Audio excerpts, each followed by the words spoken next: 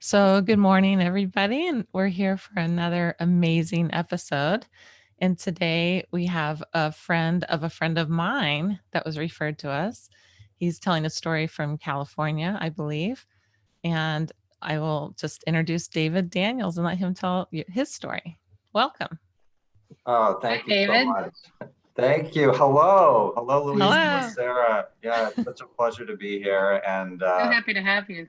just great to be able to share stories with you and hear your stories and everybody's story. I mean, I think I've just learned so much, about my own journey through the narratives of other people. And, it's just a constant, kind of evolution, in understanding my own story. But I was, yeah, so my story in terms of being an adoptee, I was relinquished at birth. I was born in Manhattan, in New York, and the reason I was in Manhattan is my biological parents were very young. They met in college in West Virginia, which is where they were both from, and are their origins. So they're from West Virginia, and in college, my biological father was 19 years old. My biological mother was 20 at the time when they met. They dated briefly and ended up, kind of going home to visit her parents one weekend and, had some fun and, and there you have it. I was conceived. Their relationship didn't last very long, but what happened was in the summer after the sort of year of school that they were kind of dating in, she found out she was pregnant and went to his house where he was living. He was an only child, and he was there with his mother, my paternal grandmother, and she shows up and announces that she's pregnant. And of course, this is all happening right in front of him, and his mother is in earshot. Again, this is 1960. This is West Virginia. These are devoutly Christian people. And you can imagine his reaction, which was, just completely blown away and really wasn't willing to own it in that moment, right? And so, he kind of didn't want to embrace it.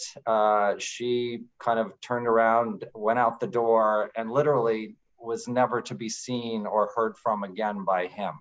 Wow. Mm. So what does she do at 20 years old, and she's pregnant? And again, she's also from a devoutly Christian family, and this is 1960.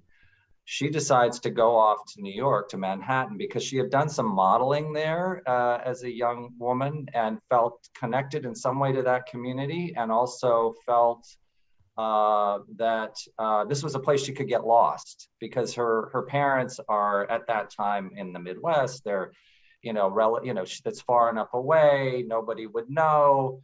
So she gets on a train and she goes to Manhattan. And I mean, this is brave, really. yeah, very brave. And she's all alone. She is telling nobody. And I later learned from her, she even had her best friend at the time had a child out of wedlock the year before and kept the child, and she didn't even confide in her, right? So she was Wow. just really, kind of gonna just carry this burden completely by herself. And the story is, she was while she was on the train to New York, she had morning sickness. There were apparently a couple nuns on the train who kind of saw her and sort of embraced her and kind of had a sense of what might be going on. They helped her and and got her to New York, connected her with both the adoption agency through which I was adopted, but also helped her find housing. And she ended up living in a hotel for retired actresses. So she had all these old ladies around her, kind of encircling her. and I Bunch of learned Gloria Swansons. yeah, exactly. And I learned she Glorious played the one. piano every day. She was a pianist in the solarium there. And while I was, sort of in the oven, so to speak, and carried me to term and, and then relinquished me. And I was adopted 9 days after, or I was handed over about 9 days after I was born. And were you with her those 9 days, or do you not know? I believe I was for some of the time, because when I later met her, she said, you were such a good baby. You were very quiet. The only time you cried was when I handed you over. And that was sort of a kind of Wow. a aha moment that, where we, you talk a lot about in this podcast about that sort of relinquishment moment, that moment of separation, that extraordinary trauma. Yeah. And, she told the story of that to me later when we met. So I did spend a little bit of time with her. And then I was relinquished into the hands of, Mark and Emily Daniels, my parents, who adopted me and raised me from birth. I have two older sisters who were both adopted as well. My mother was not able to have children. And this was an extraordinary family to be adopted into. My father was a very successful director in primarily in television and also in the theater. And my mom had a successful career also in the television industry. And they were living in New York at the time, but had extensive lives also in Los Angeles. My father was the original director on I Love Lucy. My mother was the camera coordinator on I Love Lucy. I mean, they had a really interesting life. They were intellectuals. They were highly educated. They were very liberal, very open-minded. My father was Jewish. My mom was Unitarian. These Unitarians are sort of like the kind of everything goes kind of when it comes to faith, right? So I was adopted into the hands of these folks who certainly were not devout Southern Baptist Christians from West Virginia, right? Wow. And so, You couldn't have gone to a more different, outside of some other country, really. Right. So this just cultural sort of instantaneous sort of transition, in a sense, obviously I was very, very, very little, but, and hadn't experienced the culture of West Virginia, but, I even think about that, just kind of on the faith level, because I am a Christian. And, the way Louise and I made contact is through a friend that I met through catechism and in my church. Right.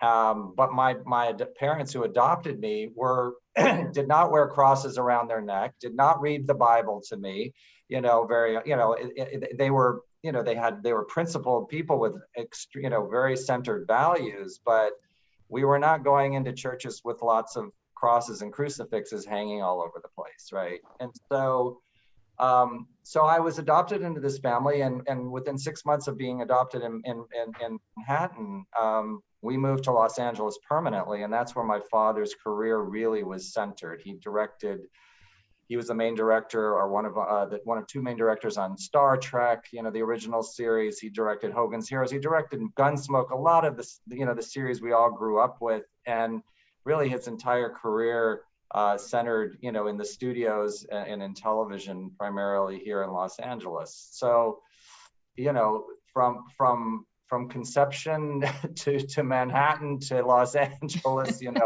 lots of roads and paths to. I like how you started with your birth mother's story. It's nice to hear like her journey to have you. It's interesting. I like that. Yeah. Did you, as a child, did you feel, I'm assuming your parents told you early on you were adopted, and did you feel any sense of longing for your birth family, your birth mother? It's kind of something that I think lived very deeply inside me, but wasn't necessarily on the surface when I was was little,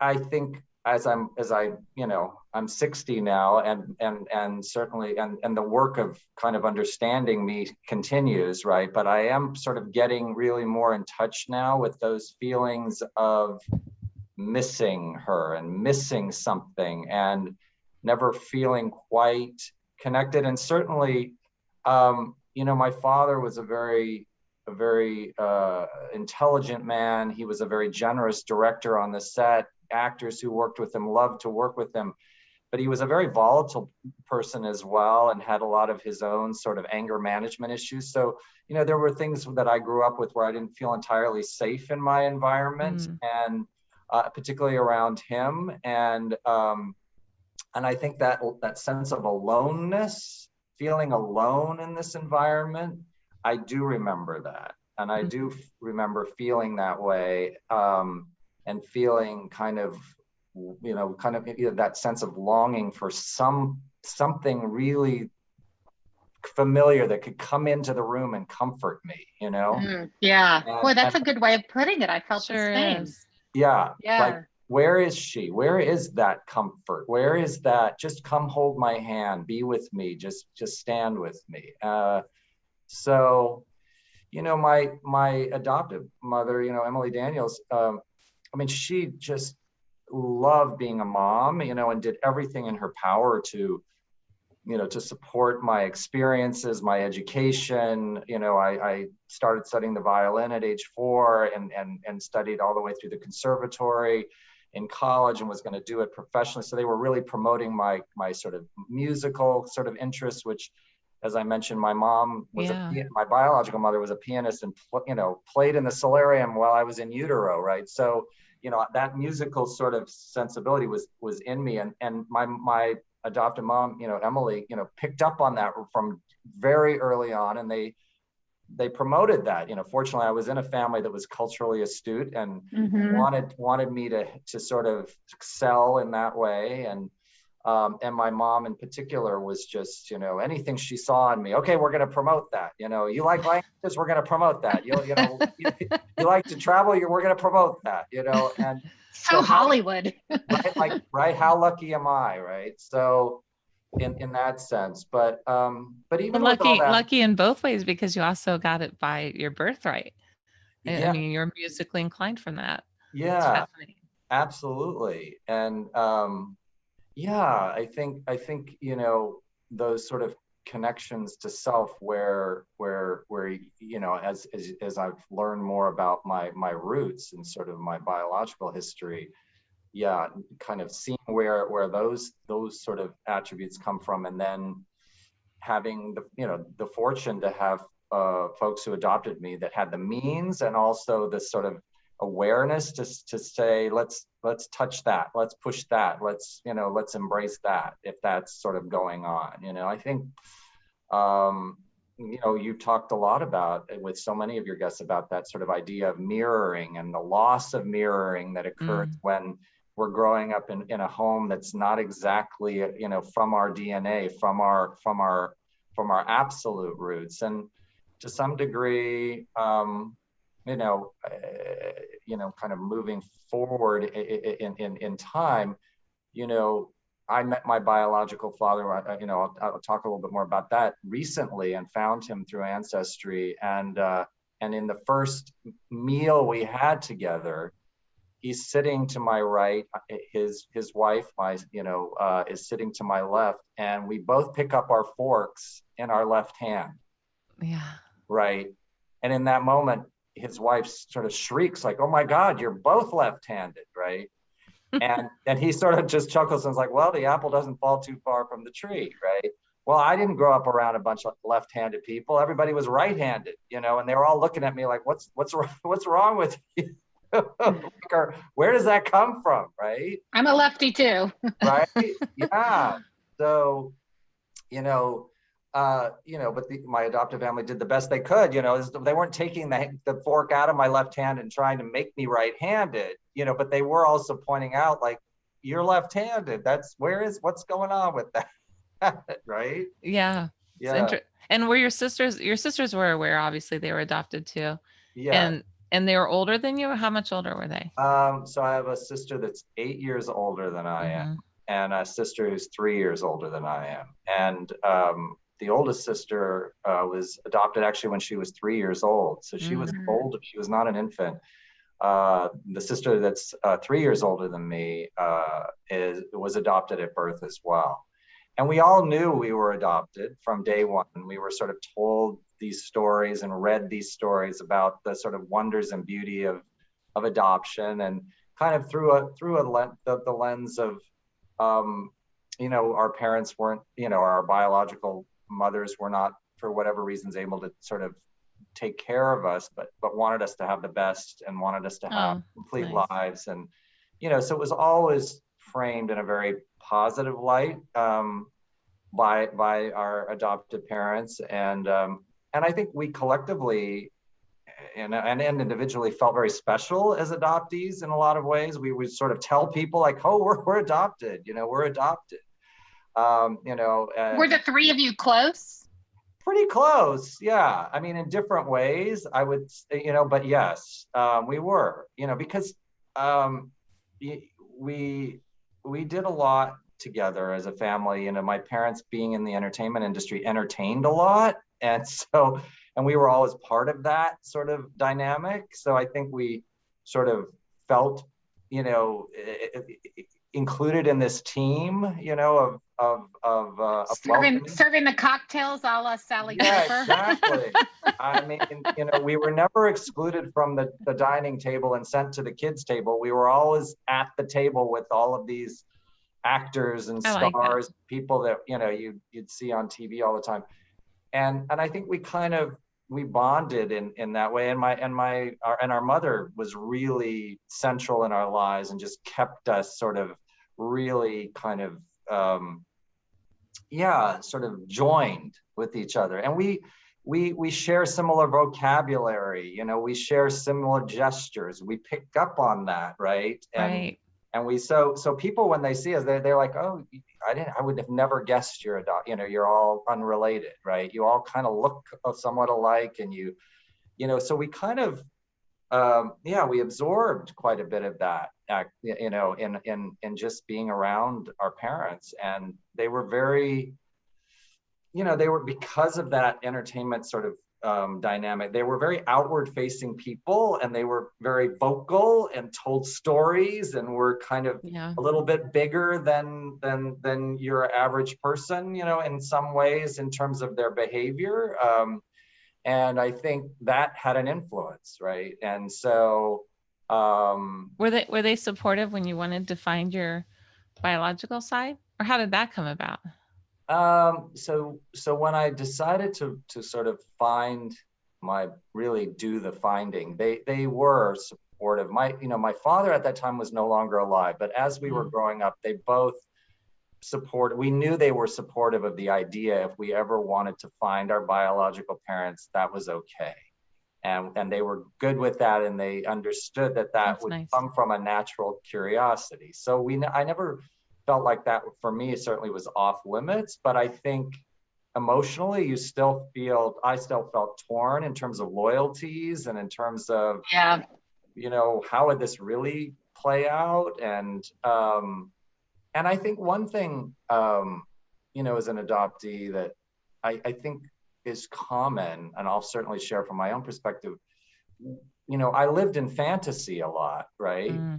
And we are, in some ways, we're kind of fantasy addicts. We because there's so much we don't know, we're kind of put in this position of having to fill the gaps with story, with whatever narrative, a 3-year-old or a 5-year-old or an 8-year-old wants to invent, right? And I think, and I mean, people, I remember growing up, there was a time when people would say, you look a little bit like JFK Jr. Did you know that? And I'd be thinking to myself, okay, so where did John F. Kennedy and Marilyn Monroe have that illicit hair? Right? And I'm like, do I look like Marilyn? Wait, a little, right? So we're like living, right? Yes. So those are the fantasies. I remember doing these things too, actually. Yeah. You're like, oh, I'm definitely royalty, or whatever you're thinking. Oh yeah, I thought I was an Astor. Oh yeah, of course, right, right. So I think part of that maybe resistance to searching is like, oh wow, I'm gonna have to let go of some of this fantasy stuff and kind of get real here, right? Yeah.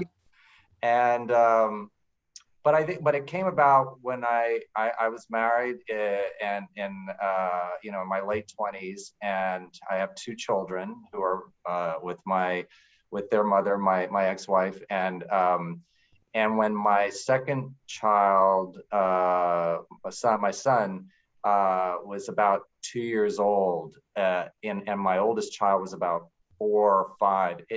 I just began to feel much more interested in kind of in these generations that are being created here, and also even from a medical perspective, like what's going on with my biology and their biology, and sort of and what's going on in our bodies, and what will come, and Yeah. how is this all related? So I really started that search in earnest at that point. And this was about 24 years ago, 20, yeah, something like that. And I wrote to the adoption agency in the state of New York, because at that time I was entitled to non-identifying information. And I asked for that non-identifying information, and they sent me a letter back, which had a lot of clues in it, including, generally my biological parents were from somewhere in the Midwest. They had been in college. My biological father was 6'6". He was an only child. My mother had an older brother. And the most sort of telling fact in there was, and my maternal grandfather owned and operated his own photography studio. She put hints in there. Right, exactly. And I actually knew my name at birth from the court documents. And my name was Michael Allen Taggart at birth. And how did you get the court documents? My parents had the papers for the adoption, and it had my name in that. That's Didn't rare. have any information about her or any of that, but from that, I knew. Pretty unusual. It is pretty unusual. And from those documents, I knew, I also knew from the non-identifying information that they never got married. And so that likely this name was her name, her surname. The fact that they're from the Midwest. Now I'm looking for somebody with this same last name. I'm looking for somebody who owned, who owned and operated his own photography studio. You can just start to narrow it, right? And really, in a very short period of time, I was able to find her, and it was not it, and I, within 20 minutes of speaking to her brother, my uncle, who gave me her phone number. I did not disclose to him exactly who I was, but he was sort of a delightful Midwesterner who was very trusting and was like, oh, well, if we're relatives, sure, give her a call, right? Why not? And, and he gave me her phone number, and I was like, I just took a deep breath. I was hyperventilating really in the moment, but I decided I'm just going to call. And so I did. And she was living in Florida at the time, and was completely caught off guard, but immediately acknowledged, who she was, because I said, I think you're my biological mother, and here's all the facts, and she was very concerned about how I found her, because she had never told anybody. Mm-hmm. And she was very appreciative of the fact that I protected her identity by not telling anybody who I actually am in my search for her. And she agreed to meet with me, and did want to meet with me, and acknowledged that she had left a trail in those facts at the adoption agency to get me to her, right? Oh. So that there was this part of her that, even though she wasn't telling anybody, she did want this reunion somewhere in her sort of, in her heart. And so we did meet, and I did fly to Florida, and we did spend a few days together, in which she gave me pictures of the family, and we had conversations. And she was in a very bad way at that point. I think emotionally, for a number of reasons. One of my half sisters, her youngest daughter had been killed in a car accident about 18 months before that, so she was reeling from that. But she was also willing to do this. She had the courage, to do it. And did you feel a connection with her? Did you feel? I would say, I mean, it took me time with my birth mother. I talked about that I was so defensive, and so I don't think it is automatic that we feel something. Yeah, I think I didn't feel. I felt an emotional wall up. Yeah. So I felt like I wanted something, and it wasn't really happening. There was a lot of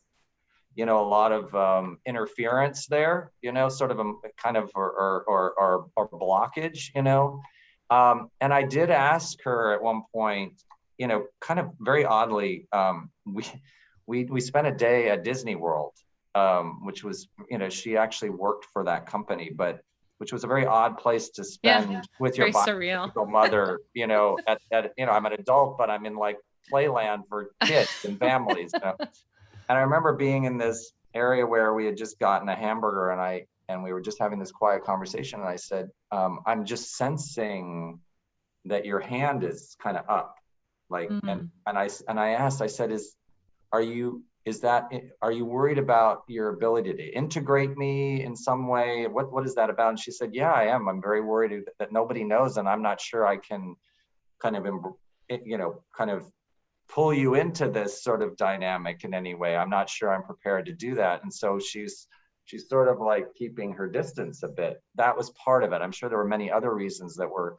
So much trauma that these young mothers go through and have to then go through their lives like this. And yeah. And then it's a secret, and then it's a lot, I'm sure. I think so. And I don't know if you had this experience where you kind of want to sort of, in some way, celebrate whatever aspects of yourself you feel proud of, like, I whatever that is, I'm and I kind of wanted to say, okay, I made it to adulthood, and I'm here, and I want to just sort of celebrate my presence here, and also celebrate what you did to get me to this point. You were part of that, and that sort of that idea of celebration kind of wasn't really happening there. It was just, and so I mean, we did spend that time, and she did sort of, as I said, provide kind of a pictorial narrative of some of the people that are on her side of the family, and told me more about that. But I think that she was not able to really embrace at that time, any sense of integration, or telling her the people within her circle about me. And she also wasn't willing to share who my biological father is. And she did blurt out a name when I first had that phone call with her, but it turned out that was not his name. And I checked pretty immediately after we had that phone call with the registrar at the university that she said they attended, and there was evidence, there was a record that she had been there, but nobody by the name that she gave me for my father matched. There was no record of that. So that's interesting. Yeah, I didn't ever get that information, and that was sort of something that was very frustrating, because it ultimately led me to really pushing her pretty soon after that to, if you can't give me that information, I might reach out to somebody in your family who might remember who my father was, because he was 6'6", and you were dating while you were in college, and somebody might know.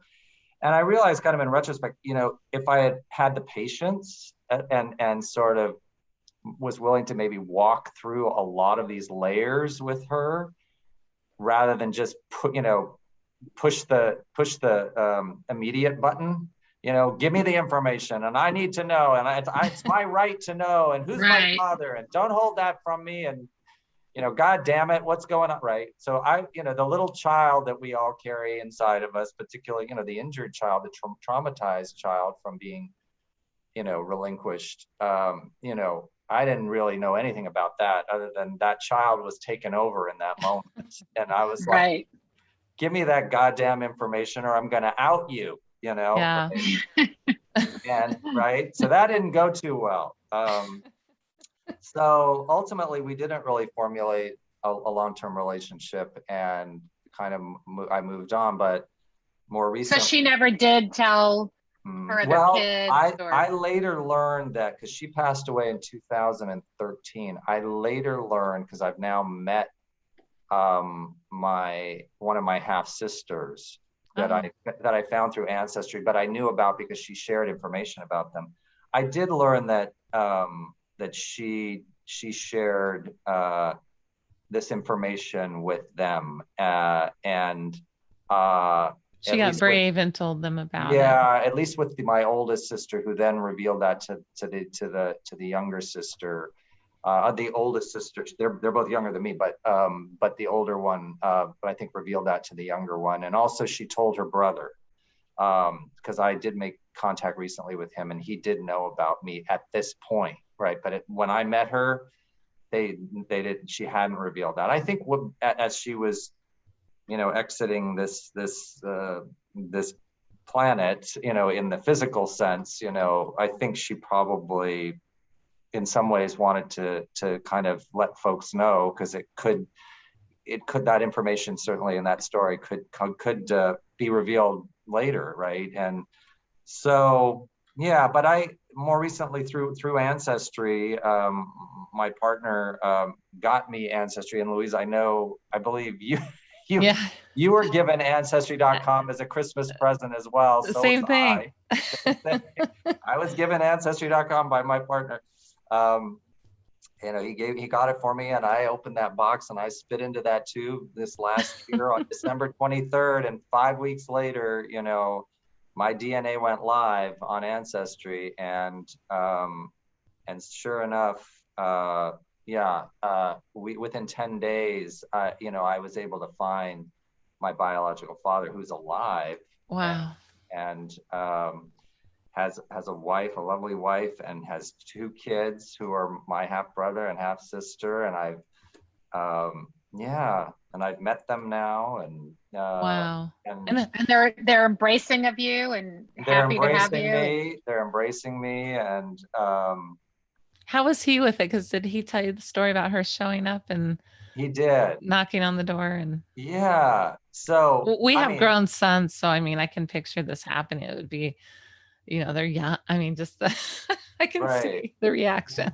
Yeah, I think I think for him it was first shock, because he didn't even know I existed, and he hadn't, I think, because I think in his mind he also believed it was possible it wasn't his child, Right. That was a possibility too. Like, I was only 2 months in utero at that point when she shows up, and they weren't like dating so seriously that it would have been impossible that she was perhaps with somebody else, right? And so I think there were a lot of reasons in his head for maybe not completely connecting with the idea that it was his kid. But certainly when I sent this letter to them now, finding him, it was a complete shock. But I think once they got over the shock, they are very devoutly Christian people, and I got to say, they put their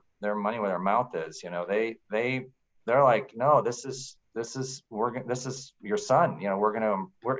This is real. We're gonna walk this walk. And so that they did embrace me and have embraced me and reach out to me all the time by text. And I've gone to visit them now once and met them in person. I stayed at their house for 5 days. I met my half brother and half sister and spent time with them, and met nieces and nephews.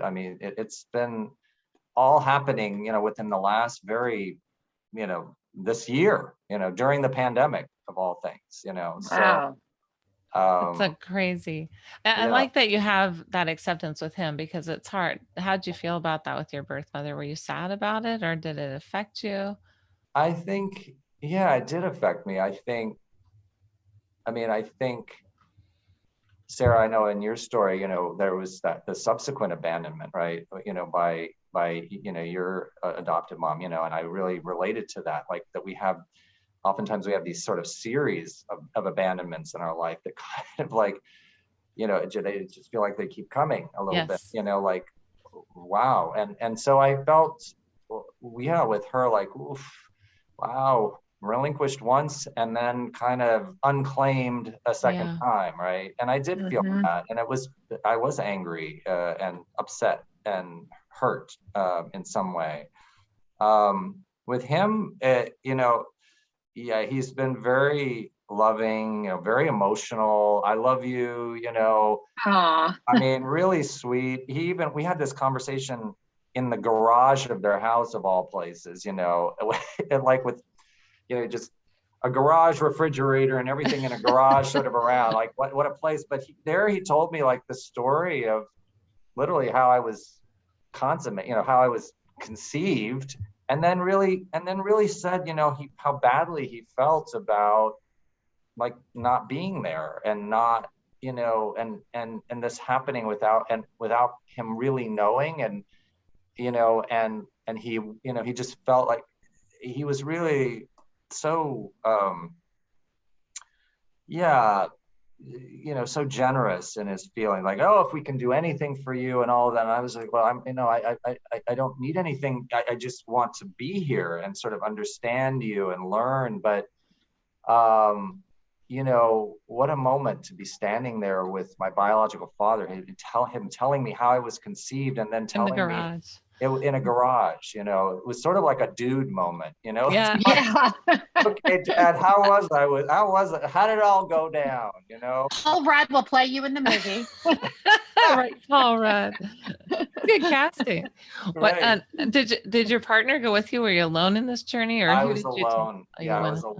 alone in this journey. But my partner, bless his heart, he was on the phone with me every night. Like, Yeah. what's going on? How is this going? Like, what's Give happening? me the And because lowdown. I was like, yeah, I'm not downloading with them. Like I'm just living this with them. And and I think it was the same for them. And they were very, as I said, they were introducing me to their church friends. I mean, Oh, this was like, okay, really yeah, just embracing you. yeah, absolutely. There was there was no secret. He's here, and this is how it happened, and it was Were for a they reason. still in West Virginia? No, they live in Ohio now. And Okay. yeah, and so yeah, and they're retired, and they have a beautiful life, and just very warm, and you know and wanting to include me. And I mean, it's we look alike. I look like my biological father, and that was one way I found him, was by going back to the yearbook in 1960 from the college where they attended, and looking for him there, now that I had a surname that I got through Ancestry. And they're staring back at me in the yearbook in 1960 was this man that looked exactly like me with the right surname. And so, That must have freaked out your biological mom. oh, well, I'm sure when you met her, she was like, oh, yeah, I bet so, because yeah, we really do look a lot alike. And then my son, looks just like him too. So it's like, and there was one recent FaceTime I did with them, with my biological father and his wife. And I was in the room on this side with my son, and on their side was my biological father and their grandson, my nephew, who's 19, my son's 24, and we all look alike. And she's, not part of this DNA channel, but she's married into this DNA channel. And she is just like, what is going on here? The eyebrows, the eyes, the height, the teeth. What is it? she's just like, this is too much. You know, there's all these men and they all look alike. And half of them I don't even know, I haven't met yet. You know, it was just, for her, I think she was blown away, you know. Oh yeah. Yeah, it was kind of funny. But yeah, they're leaning in, you know, they're not leaning back.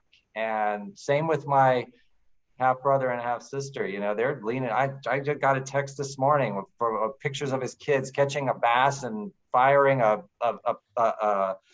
handgun for the first time, right? It's like, okay. Ohio, yeah. Right? So yeah. What about your birth mother's children, your half siblings there? Has that been are they open to talking? And well, actually one of them has been, and we've been in touch. And you know, they are and she's been, you know, very, you know, leaned forward and leaned in, and we've had some conversations which have helped me, I think, understand our mother much better. You know, kind of, I think she had a very, very tough life growing up. I think, you know, I don't know if there was abuse there. I don't know what, you know, what's in that whole history, but we both sort of sensed that there was something going on, that some deep trauma that really she was kind of carrying, and she carried it into my birth. She carried it beyond my birth. I'm sure my birth and relinquishment just added the layers to that existing trauma. So yeah, I mean, I've been in touch. It's this is all happening kind of simultaneously, so it's a lot. I can only absorb so much. Right, right. It's, you know, even though it's I've lived 60 years, and in some ways, you know, it's I think I have a sort of better skills to sort of process than I would have 30 years ago. It's still emotionally, I think, activating very young parts of my psyche. And so I'm just sort of taking it one step at a time, and certainly she's been and willing to embrace that sort of step-by-step process, and she's not, you know, she's giving me some space. Her older sister, so my older half sister, has not indicated an interest in really connecting, and you know, I understand that too. It's it's okay, you know. I get it. There's so much. I mean, you know, in hearing both of your stories, as Louise in particular, your story of how, you know, you finally got to the point of revealing to your parents, you know, your what was going on with your biological family. You know, it's complex, right? And it's very complex. It's complex for everybody in the It's still complex. Yeah. Doing this podcast is complex for Sarah and I. We're like, here we are putting everything out there that hasn't been out there. And that's a strange feeling too. Yeah. Yeah. And the story of your dad, you know, and the impact on him of hearing what was going on, and just, it's for all of us, I think.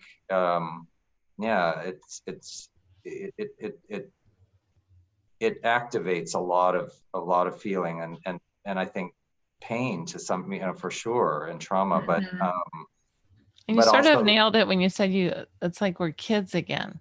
Yeah. Like, I feel like it's bringing up, just doing this podcast, Sarah and I have the experience where we talk about it afterwards, that, gosh, we haven't thought about that in so long. Or like, I'll read something or hear something from you and other guests and think, oh, and you remember, and you feel young again, almost vulnerable or something. Yeah. Right. Yes. Yeah.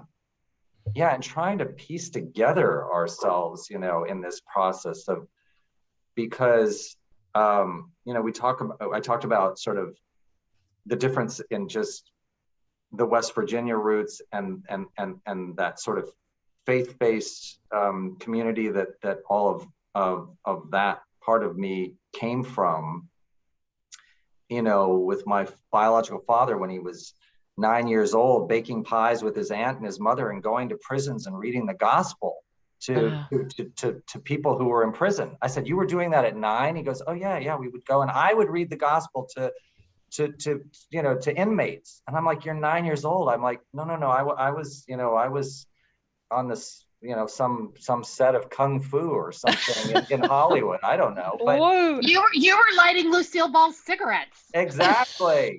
Right. There's I want to do that. I didn't want to leave this off the table because I think it's important for particularly queer folks who might be listening to this podcast, because I am an openly gay man, and I embrace that, and it's been a journey in that respect too. But and I grew up in a family where I even had gay male adult role models. Like, I don't know if you remember the series I Dream of Jeannie. Oh yeah. But but Dr. Bellows, who played the psychiatrist, who was always kind of, he knew that there was a genie, but he couldn't prove it. Right. Well, he was a gay man who was in a committed relationship with another man. He was like an uncle to me. So was his partner. They were in our home growing up. So I had sort of this modeling going on in this environment. Based on my experience in meeting my biological family, that would not have been there probably in West Virginia, right? And so in claiming my queerness, that's been a struggle, even in just this culture. I mean, my parents certainly would not have had a problem with it, but growing up in this society that we're in that doesn't necessarily or hasn't necessarily embraced queerness, I've had to sort of grapple with that. And so, that sort of finding that part of me, and embracing and claiming that part of me, is so much a part of, I think, the work we do as adoptees. It's like putting the puzzle together, right? Yeah. And hopefully we have resources. Hopefully we have people that will also claim us and help us claim ourselves, right? But for anybody out there, particularly queer folks, I feel you. If your experience in being an adoptee and also a queer adoptee puts you in circumstances where that lack of claiming of that part of you, was part of the dynamic. I feel that with you, and I just celebrate this kind of opportunity and these types of podcasts that you're doing, where we can tell these stories to each other, so that we can all feel like we're not alone. We're not alone. And there's people that look like all of us in this. Yes. Everybody can fit into this and be part of a community. I mean, absolutely. And so, that's a good message, actually, and there's help and resources for people. It's lonely, some of this. It's isolating. Absolutely. Yeah.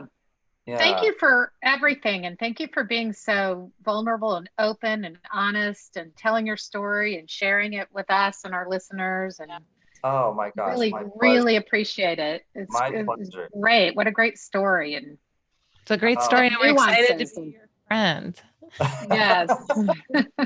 Absolutely. Also, I really want to see a picture of both your birth father and your son. Oh yeah. The resemblance. I'll text you that. That'd be great. I'd love to see that. Me too. My son looks my birth father died like in the 80s, I found out, but he had PTSD. But my son and he look exactly alike. It's like the same person. Yeah. It's very strange. And I look exactly like my birth mother. So me too. I look just like my birth mother. Yeah. And Sarah, your story with your son and that bond and the closeness and just the depth of feeling you experienced when he was born and that connection. And I mean, just so special to hear that and to remember that as well, because I was in the in the birthing room when my kids came out as well, and having it's a very different experience for a mother. I mean, I know that, but there is certainly that wonder of looking at and sort of seeing for the first time a biological relative, a being that is kind of is connected in that way. And you just you can't you can't overlook it. It's right there Yeah. staring back at you, and Yeah. very special. Huge. Yeah. Well, this has been really this has wonderful. been amazing. Yeah, I loved it. Really great. We loved it. Thank you so much for coming on. Absolutely. I can't wait for Thanks, people David. to hear this. Oh, Yeah. my pleasure. Well, be well. Yeah. Thank you. You too. Talk soon. All right. Okay, Cheers. bye-bye. All right, ciao. Bye. Bye. Ciao.